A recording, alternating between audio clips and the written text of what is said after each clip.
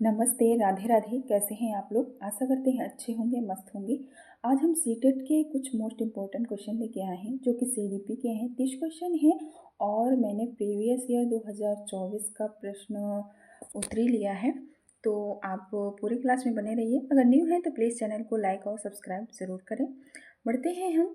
मैं camera off कर देती हूँ वरना मैं पढ़ा नहीं पाऊँगी। तो पहला प्रश्न है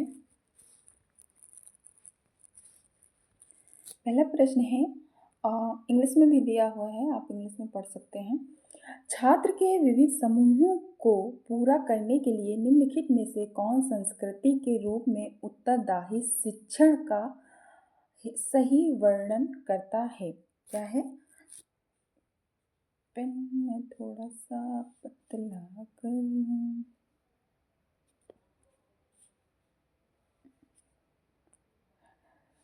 तो क्या है? सुविचरित और अनुकूलित और विभेदित और मानकीकृत। तो आपको मानकीकृत नहीं करना है, बच्चे को मानकीकृत नहीं करना है, स्टैंडर्डाइज नहीं करना है। तो इसका राइट आंसर क्या हो जाएगा?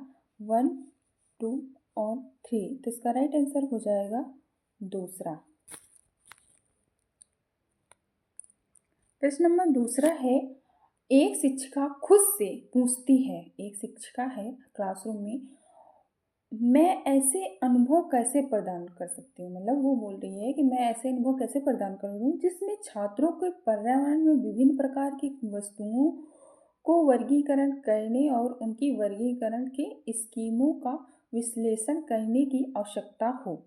ठीक, और वह छात्रों में किस बुद्धिमत्ता को बढ़ावा देने को कोशिश कर रही है। किस मतलब इसकी अंतर्विधित बुद्धिमत्ता को या प्राकृतिक बुद्धिमत्ता को। या सी ऑप्शन है शारीरिक गति संवेदी बुद्धिमत्ता को और भाषाई बुद्धिमत्ता को। तो इसका राइट आंसर दूसरा हो जाएगा, प्रकृति बुद्धिमत्ता को कर रही है। ठीक, तीसरा ऑप्शन है तीसरा प्रश्न है, शिक्षकों को विद्यार्थियों के बीच बहस चर्चा और सहयोग को प्रोत्साहित करना चाहिए। ठीक, दूसरा है आर कारण है, ज्ञान उत्पादन को निष्क्रिय प्रक्रिया है और सामूहिक गतिविधियों को संलग्न अर्थपूर्ण अधिगम में बाधा डालता है। तो अधिगम में बाधा नहीं डालता है, गतिपूर्ण विधियों और सामूहिक गतिविधियां अधिगम में बाधा नहीं डालती हैं। ठीक, बाधा ये तो रॉन्ग हो जाएगा। तो आपका सिर्फ ए ही सही होगा। तो इसका राइट आंसर क्या होगा? ए सही है और आर गलत है। तो थर्ड ऑप्शन राइट हो जाएगा। प्रश्न कैसे लग रहे हैं आप कमेंट करके ज़रूर बताइए। 2024 का प्रश्न है क्वेश्चन। तो अगर थोड़े बहुत भी अच्छे लग रहे हों तो प्लीज़ कमेंट ज़रूर कीजिएगा। प्रश्न है, स्कूल को उसे ढांचे के भीतर कार्य करना चाहिए जो तैयार उत्पाद और सीखने की परिणामों का आकलन करते हैं। ठीक, सीखना पक्के तौर पर अनुक्रमिक और पदानुक्रमिक सही विकल्प चुने। तो इसका राइट आंसर क्या होगा? स्कूलों को उस ढांचे के भीतर कार्य करना चाहिए जो तैयार उत्पादन और सीखने के परिणामों का आकलन करते हों। तो इसका राइट आंसर क्या हो जाएगा? चार का हो जाएगा बी ऑप्शन हो जाएगा। ए और आर दोनों सही हैं। ए आर का सही व्याख्या कर रहा है। प्रश्न नंबर 5वां है, सुनीता एक 12 वर्षीय लड़की विशेष गतिविधि क्षमता रखती है। ठीक, उसके माता पिता दोनों की निपुणता गायक है। ठीक है, उसके माता पिता दोनों मतलब निपुणता हैं, गायक हैं। ठीक, निपुण हैं, गायक में अच्छा गा लेते हैं। और वे सुनीता को अपनी आवाज़ को और बेहतर करने के लिए प्रशिक्षण कक्षा में भेज रहे हैं। सुनीता की यह कक्षा संभावित रूप से किन कारकों के अंतर्गत का परिणाम है? ये है पोषक और अनुशासन, आनुवंशिकता और वातावरण, लैंगिक पहचान और आनुवंशिक और संरचना वृद्धि। तो इसका राइट आंसर क्या हो जाएगा? आनुवंशिकता और वातावरण। अगर हम कोई चीज़ सीखेंगे, जैसे हम कोई मतलब नई नई चीज़ सीखते हैं, तो हमको उस चीज़ का वातावरण मिलेगा, तो इन्वायरमेंटल मिलेगा, तो हम वो चीज़ बहुत जल्दी ऑब्जर्व कर लेंगे। ठीक, तो इसीलिए राइट आंसर आपका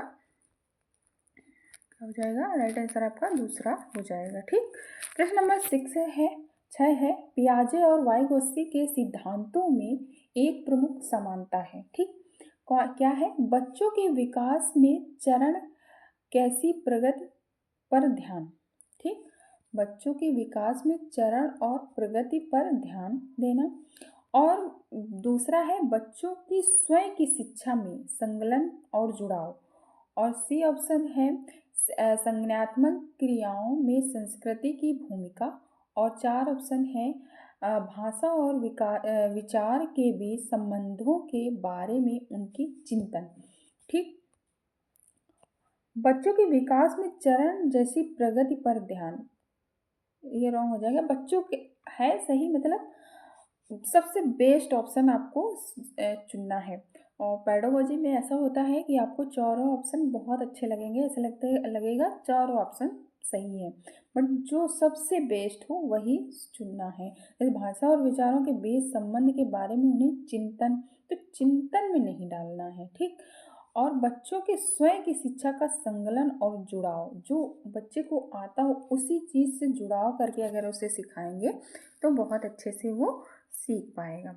प्रश्न नंबर 7वां है निम्नलिखित में से कौन सा सही सुमेलित नहीं है? मानक, संदर्भित मूल्यांकन और साथियों के संदर्भ की तुलना करना।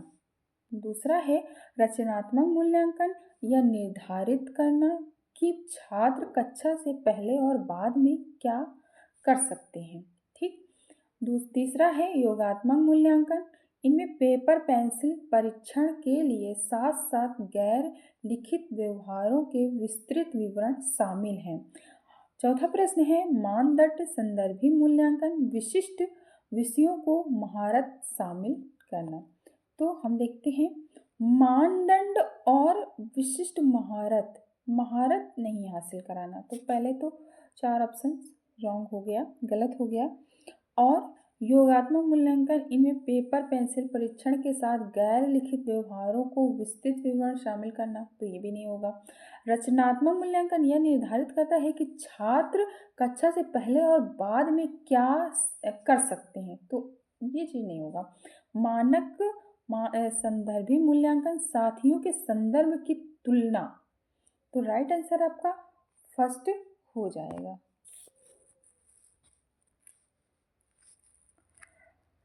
प्रश्न नंबर 8वां है संवेदनशील अवधि वह समय अवधि होती है जिसके दौरान कुछ विशेष रूप से समान विकास के लिए महत्वपूर्ण होती है। क्या है? मानव जाति कारक, पर्यावरण कारक और वंशानुगत कारक या उत्पादिक मूल्यन कारक। तो इसका राइट आंसर दूसरा हो जाएगा पर्यावरण कारक। प्रश्न नंबर 9 है लेव वाइगोत्स्की के अनुसार भाषा और विचार के बीच क्या संबंध है? ठीक, विचार भाषा के प्रकार देते हैं। दूसरा है भाषा और विचार एक दूसरे से स्वतंत्र हैं। और भाषा और विचार विकास की जटिल विनिमय प्रक्रिया है। चौथा है भाषा विचार को प्रकार नहीं देते हैं। तो इसका राइट आंसर क्या हो जाएगा? 9 का तीसरा हो जाएगा भाषा और विचार विकास की जटिल विनिमय प्रक्रिया है। तो थर्ड ऑप्शन राइट हो जाएगा।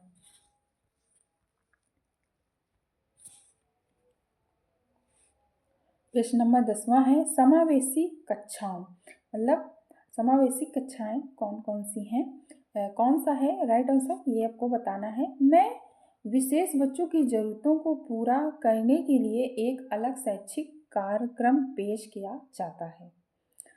अलग अलग विभिन्नताओं के अनुसार विभेदिक निर्देश दिए जाते हैं। बच्चों के बीच हर तरह की विभिन्नताओं को दूर करने का लक्ष्य करती है। चौथा है को पहचान चाहिए कि हर बच्चा एक ही दर से एक ही समय में सीखेगा। तो 10वां का राइट आंसर क्या हो जाएगा? देखो, पहचानना चाहिए कि हर बच्चा एक ही दर पर एक ही समय पर सीखेगा। एक ही दर पे एक समय में कैसे सीखेगा?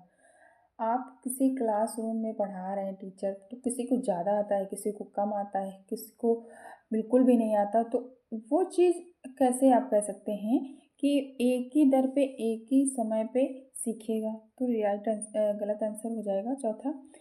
तीसरा है बच्चों के बीच हर तरह की विभिन्नताओं को दूर करने का लक्ष्य। तो ये भी रॉन्ग हो जाएगा। अलग अलग विभिन्नताओं के अनुसार विभिन्न निर्देश दिए जाते हैं, ये आपका सही हो जाएगा। दूसरा आपका राइट आंसर हो जाएगा। ठीक। प्रश्न नंबर 11वां है प्रगतिशील शिक्षा में बच्चों को किस तरह देखा जाता है?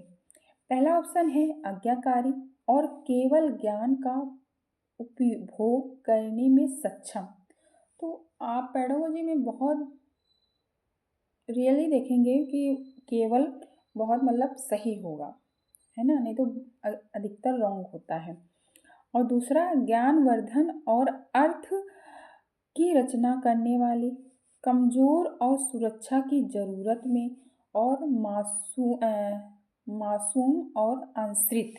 तो इसका राइट आंसर क्या हो जाएगा? 11 का दूसरा हो जाएगा ज्ञानवर्धन और अर्थ की रचना करने वाले, अर्थ। ठीक, कमजोर और सुरक्षा की जरूरत में नहीं, मासूम आंसरित में नहीं। तो दूसरा आंसर आपका सही हो जाएगा। प्रश्न नंबर 12वां है। प्रश्न है शिक्षकों को बच्चों को प्रयोग के लिए बहुत सारे अवसर देने चाहिए और उदाहरणों और गैर उदाहरणों पर चर्चा करनी चाहिए। सही बात है। बच्चों में गलत धारणाओं में निपटने का एक रचनात्मक तरीका विपरीत उदाहरण प्रदान करना चाहिए। ठीक, तो सही विकल्प चुनना है आपको। इसका राइट आंसर क्या हो जाएगा? देखो, बच्चों में गलत धारणा तो पैदा ही नहीं करनी है। ठीक, गलत धारणा नहीं बनानी है और रचनात्मक विवरण उत्पादन प्रदान नहीं करना है। तो उसका दूसरा तो गलत हो जाएगा, आर गलत हो जाएगा और फर्स्ट सही है। तो ए फर्स्ट सही और आर गलत हो जाएगा। तो ए सही आपका और आर गलत हो जाएगा। तो इसका राइट आंसर क्या होगा? थर्ड ऑप्शन सही हो जाएगा।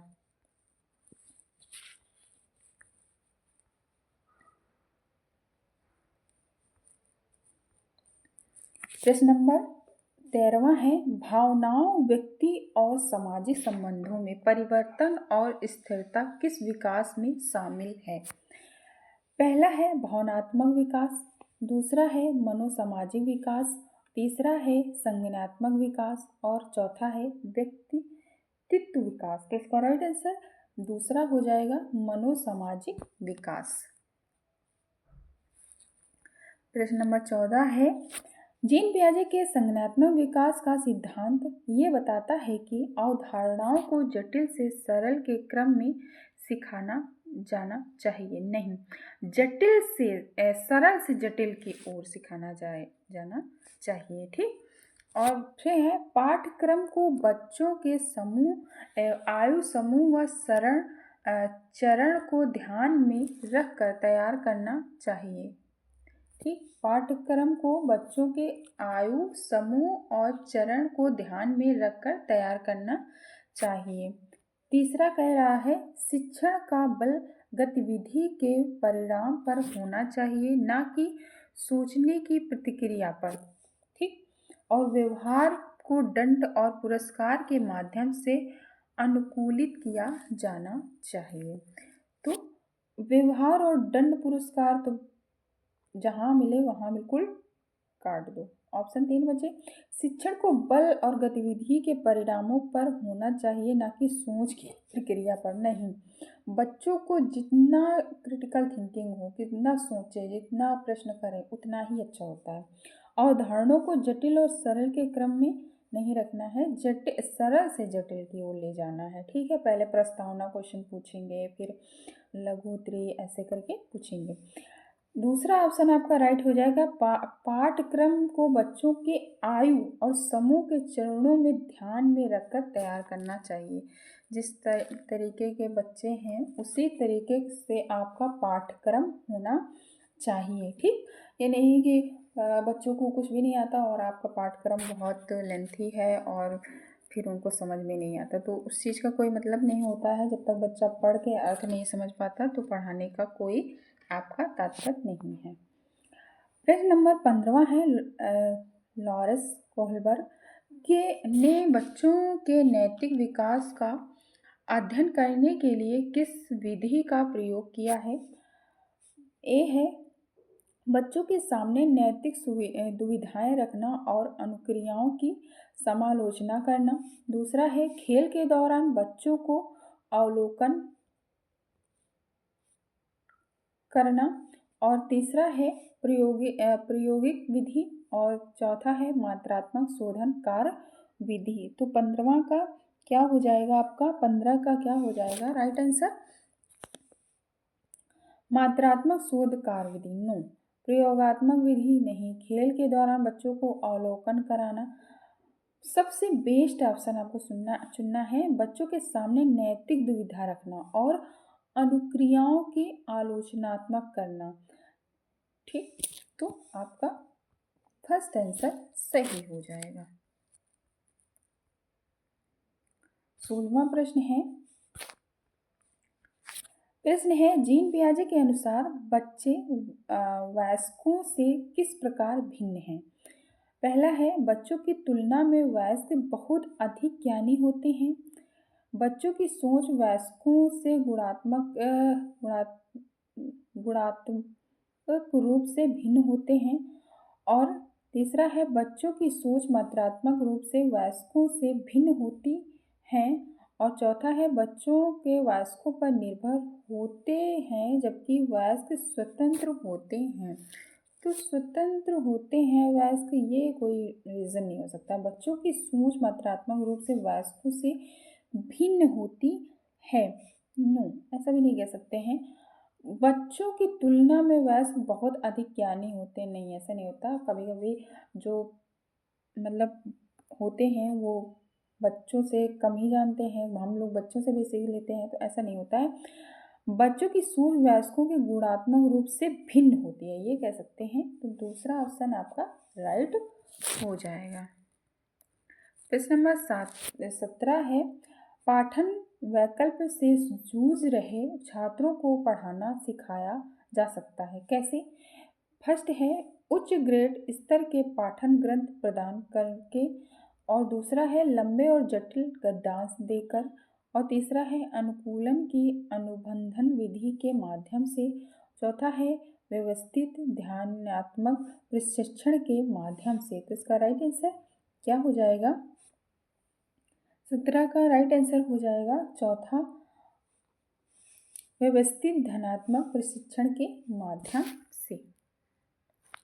प्रश्न नंबर 18 है शिक्षकों को शिक्षार्थियों के बीच व्यक्तिगत भिन्नताओं का सामना करना चाहिए और सभी विद्यार्थियों की आवश्यकताओं के अनुसार अपने शिक्षण को समायोजित करना चाहिए।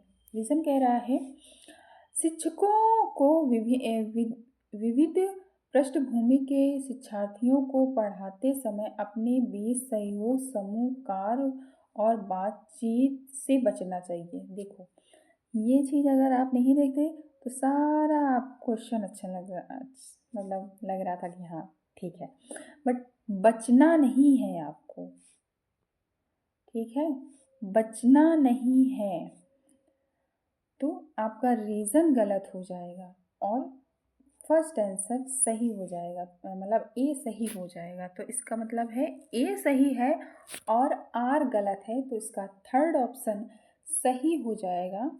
नहीं नहीं नहीं नहीं, ए आर दोनों गलत है, नहीं नहीं, ए सही है और आर गलत है, तो दूसरा आंसर सही हो जाएगा। ठीक। प्रश्न नंबर 19 है कि रमा एक शिक्षिका है जो वाइगॉस्की के सिद्धांत को अपनी कक्षा में लागू कर रही है। ठीक। रमा एक शिक्षिका है, मतलब टीचर है, तो वो अपनी कक्षा में क्या कर रही है, वाइगॉस्की के सिद्धांतों को लागू कर रही है और वह चुनौतीपूर्ण कार्य करने को पूरा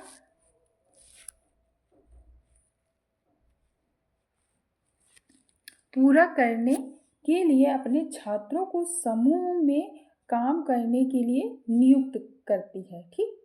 कार्य करने के दौरान एक छात्र एक महत्वपूर्ण संकल्पना को समझने के लिए संघर्ष करता है। ठीक है। रमा के लिए इस छात्र की मदद करने का सबसे प्रभावी तरीका क्या होगा? तो प्रभावी तरीका सबसे बढ़िया कौन होगा? पहला है छात्र को समस्या को स्वयं हल करने का प्रयास करने के लिए प्रोत्साहित करना है। ठीक। ठीक है। दूसरा है छात्र को एक अलग कार्य सौंपें जो उसकी योग्यता के अनुकूल हो। ये थोड़ा नहीं अच्छा लग रहा है। छात्र के साथ समस्या पर काम करें और समूह के अन्य सदस्यों को शामिल करते हुए आवश्यकता अनुसार मार्गदर्शन और प्रतिपुष्टि प्रदान करें। इससे बेटर ये लग रहा है थर्ड वाला, छात्र को समस्या का उत्तर प्रदान करें ताकि समूह आगे बढ़ सके। बेस्ट है बट इससे बेस्ट नहीं है, तो थर्ड ऑप्शन आपका राइट हो जाएगा। ठीक। 19 का क्या होगा? थर्ड ऑप्शन सही हो जाएगा। 20वां प्रश्न है निम्नलिखित में से क्या दृष्टिबाधित विद्यार्थियों को कक्षा में भागीदारी लेने में बाधा डालता है? मुद्रित पाठ्य पुस्तक और नोट्स, मतलब क्या दृष्टिबाधित बच्चों को कक्षा में भागी लेने के लिए क्या बाधा डालता है भागीदारी लेने के लिए? उभरी हुई रेखा क्षेत्र के मानचित्र, ग्राफिक सामग्री और स्पर्शनीय तरीके, इलेक्ट्रॉनिक रूप से प्रारूपिक व्याख्यान और प्रतिलेखन। तो राइट आंसर आपका 20 का ए हो जाएगा, मुद्रित पाठ्यपुस्तकें और नोट्स।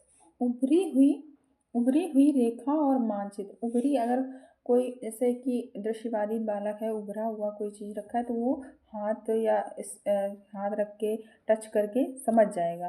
ठीक। ग्राफिक और स्पष्ट तरीके से भी समझ जाएगा, तो आपका फर्स्ट ऑप्शन रॉन्ग हो जाएगा और निगेटिव का भाई निगेटिव हो जाएगा। मतलब फर्स्ट निगेटिव है, निगेटिव पूछा है तो निगेटिव फर्स्ट है। प्रश्न नंबर हमारा है 21।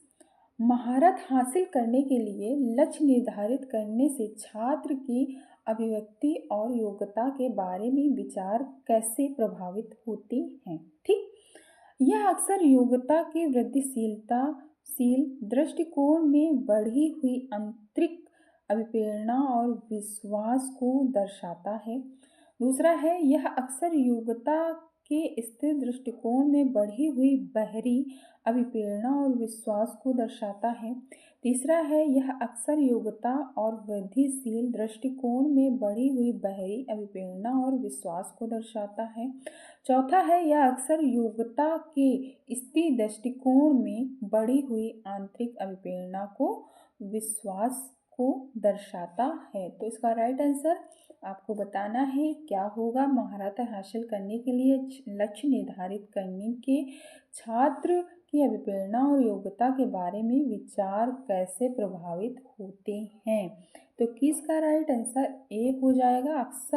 यह अक्सर योग्यता वृद्धिशील दृष्टिकोण में बढ़ी हुई आंतरिक अभिप्रेरणा को विश्वास को दर्शाता है।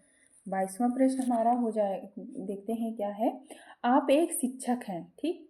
आप एक शिक्षक हैं भाई, आप सीटेट का एग्ज़ाम देने जा रहे हैं, मतलब आधे शिक्षक आप बन चुके हैं। ठीक। आप बच्चे नहीं हैं।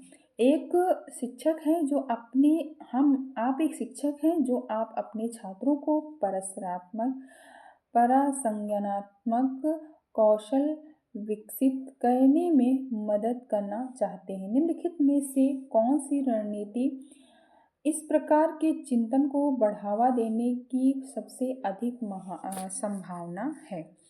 ठीक।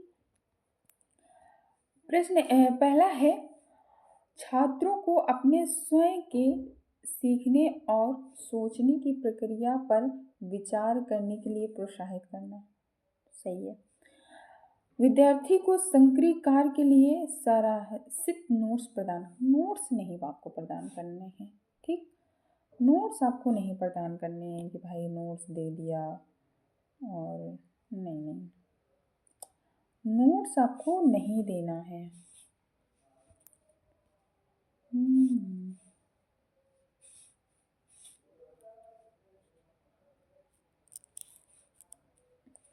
ठीक, और विद्यार्थी को, अरे ये क्या हो गया, फिर है तीसरा है, गृह कार्य सौंपना जिसके लिए याद रखने और याद करने की आवश्यकता होती है। फिर है छात्रों को उनके प्रदर्शन और गुणात्मक प्रतिपुष्टि के बजाय अंक प्रदान करना।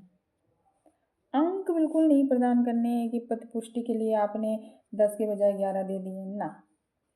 गृह कार्य सौंप के बिल्कुल अपने सर का बोझा नहीं हल्का कर लेना, नहीं अब जाओ अपनी मम्मी से काम कराओ, ये चीज़ नहीं बिल्कुल होना चाहिए। तो थर्ड भी गलत हो जाएगा। विद्यार्थी को सक्रिय कार्य के लिए सारांशित नोट्स प्रदान, फिर नोट भी नहीं प्रदान करना। ए ऑप्शन आपका राइट हो जाएगा कि छात्रों को अपने स्वयं के सीखने और सोचने की प्रक्रिया पर विचार करने के लिए प्रोत्साहित करना। छात्र जितना क्रिएटिव थिंकिंग करेगा, जितना सोचेगा, जितनी स्किल पैदा करेगा, उसको उतने ही अच्छे से समझ में आएगा। तो फर्स्ट आंसर आपका राइट हो जाएगा। प्रश्न नंबर 23 है कि एशियाई संस्कृतियों में जो सामाजिक सद्भावना पर जोर देते हैं, क्रोध की अभिव्यक्ति और को हतोत्साहित किया जाता है, शर्म को प्रोत्साहित किया जाता है। ठीक है। भावनाएं व्यक्तिपरक हैं और सीखने में कोई भूमिका नहीं निभाती हैं। ऐसा नहीं, भूमिकाएं निभाती हैं। ठीक, तो 23 का आपका दूसरा हो जाएगा। ए सही है, आर गलत हो जाएगा। तो दूसरा प्रश्न आपका सही हो जाएगा। 24वां प्रश्न है, छात्र के लिए कक्षा में प्रतिक्रिया सबसे अधिक प्रभावी होती है जब यह सीखने की गतिविधियों के दौरान और पश्चात भी होता है। दूसरा है, यह इस प्रकार बात पर ध्यान केंद्रित करता है कि बच्चा क्या नहीं कर सकता बजाय इसके कि वह क्या कर सकता है। सही बात है। तीसरा है, यह वर्ष के अंत में परीक्षण और परीक्षा पर केंद्र है।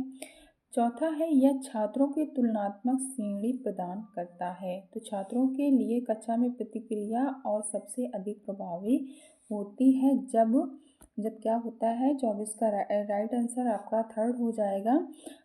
यह वर्ष के अंत में परीक्षण और परीक्षा पर केंद्र है। जब बच्चा पढ़ेगा, कुछ आप उसका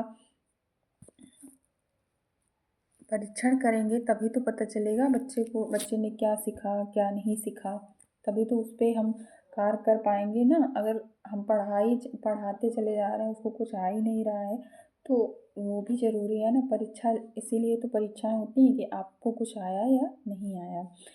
देखो, रचनात्मक शिक्षण विद्यार्थियों को अध्ययन की ओर ले जाता है। क्या ले जाता है? अर्थहीन, यंत्रवत, ग्रहणशील या खोज आधारित। तो इसका राइट आंसर खोज आधारित हो जाएगा। बच्चा जितना खोजेगा, जितनी खोजबीन करेगा, जितना खोजेगा, उसको उतना ही आएगा। ग्रहणशील नहीं होना चाहिए, यंत्रवत नहीं होना चाहिए, अर्थहीन, अर्थ वाला होना चाहिए बच्चा।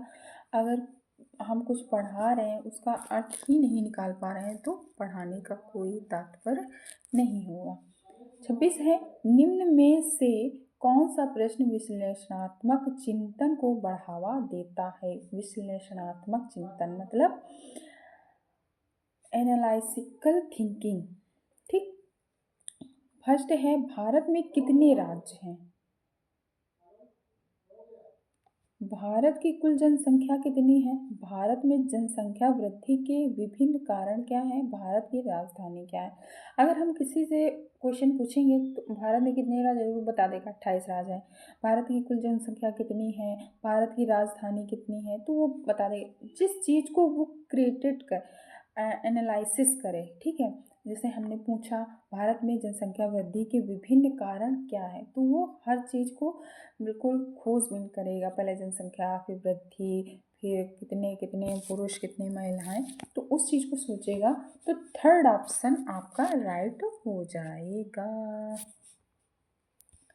प्रश्न नंबर 27वां है, किस अधिगम की रणनीति में बच्चों द्वारा दूसरों को सिखाना शामिल है? जो उन्होंने सीखा है, क्या सीखा है? रटना सीखा है, व्याख्यान शिक्षण सीखा है, पारस्परिक शिक्षण सीखा है, या अनुबंधन सीखा है?